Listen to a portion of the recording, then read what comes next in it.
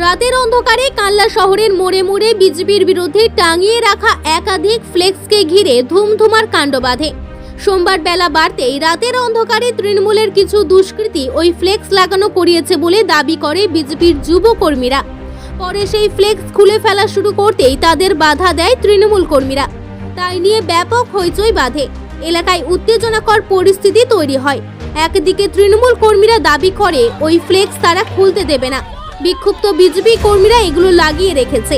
অন্যদিকে বিজেপি যুব মোর্চার কর্মীরা জানায় তৃণমূল কর্মীরাই রাতের অন্ধকারে এই ফ্লেক্স লাগানো করিয়েছে, যদিও ওই ফ্লেক্সের নিচে কোনো রাজনৈতিক দল বা সংগঠনের নাম লেখা নেই। পরিস্থিতি সামাল দিতে কেন্দ্রীয় বাহিনী নিয়ে পুলিশ ঘটনাস্থলে ছুটে আসে।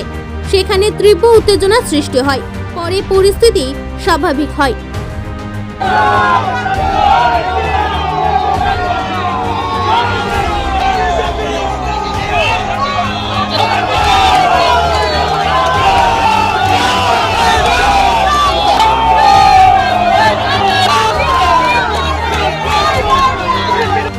গোটা কালনা জুড়ে আমরা কিছু পোস্টার দেখতে পাই। কালকে পোস্টারটা হচ্ছে বয়কট বিজেপি। ওই বয়কট বিজেপির পোস্টারটা আমরা দেখার পর আমরা সেগুলো খোলার জন্য আমাদের কিছু যুব মোর্চার কার্যকর্তারা এসে সেই পোস্টারগুলো খোলার চেষ্টা করি।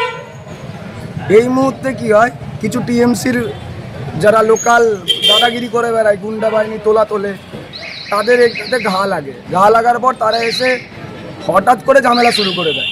ঝামেলা শুরু করার পর এখান থেকে একটা পরিস্থিতি এরকম পর্যায়ে হাতাহাতি পর্যায়ে তারপরে আমাদের কালনা থানার পুলিশ এসে নিজেদের মধ্যে মিউচুয়ালের জন্য কথা বলে।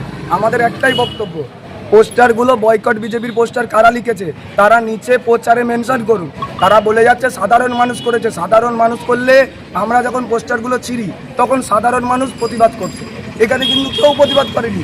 যে কজন এসেছে তারা সব কটা তৃণমূলের আশ্রিত দুষ্কৃতি, না হলে তৃণমূল করে। তাহলে এখানে সাধারণ মানুষের প্রশ্ন আসছে কোথা থেকে? আপনারা হাতে লাঠি নিয়ে গুন্ডামো করছেন, এটা একদম ভুল। আমরা হাতে লাঠি নিয়ে কোনো একজনও বেরোয়নি। আমরা একটা পোস্টার ছিঁড়ি, সেই পোস্টার থেকে যে স্টিকটা বেরোয় সেই স্টিক দিয়ে পরের পোস্টারটাকে শুধু মেরে ছিঁড়েছি, কারণ ওটা হাইটে ছিল। এছাড়া কেউ যদি কানলার মানুষ বলতে পারে যে আমরা এখান দিয়ে যাওয়ার সময় কোনো রকম গুন্ডামি করেছি, তখন আপনারা বলবেন। সাধারণ মানুষ তো সব। আপনার নাম? আর আরেকটা জিনিস, এখানে পুলিশ ওরা বলে বেড়াচ্ছে পুলিশ নাকি। কোনো পুলিশ যদি নিরপেক্ষ অবস্থানে থাকে তখন বলে আপনি বিজেপি করেন। তাহলে যে পুলিশটা ওদের পক্ষ নয় তারা কি টিএমসি করে? পুলিশকে নিরপেক্ষ থাকতে দিন। ওরা তো বলে বেড়াচ্ছে আমরা জিতছি, তাহলে পুলিশ নিরপেক্ষ থাকুক। তারপরে আমরাও দেখিয়ে দেবো আমরা কি করতে পারি। যুব মোর্চা কি করতে পারে, ভারতীয় জনতা পার্টি কি করতে পারে। আপনার নাম? আমার নাম প্রদ্যুৎ ভৌমিক, যুব মোর্চার জেলা প্রেসিডেন্ট, কাটোয়া সংগঠনের। হয়েছিল হচ্ছে আপনারা সকলেই দেখেছেন যে বিজেপির কিছু গুন্ডা বাহিনী এসেছে লাঠি ফাটি নিয়ে। তারা এখানে লেখা আছে বয়কট বিজেপি। আর বাংলার সাধারণ মানুষ এবং বাংলার 10 কোটি সাধারণ মানুষ তাদের পক্ষ থেকে তাদের মতামত দিয়েছে বিজেপিকে বাংলা থেকে উৎখাত করতে হবে, বিজেপিকে বাংলা থেকে বয়কট করতে হবে। তার জন্য পোস্টারিং করা হয়েছে।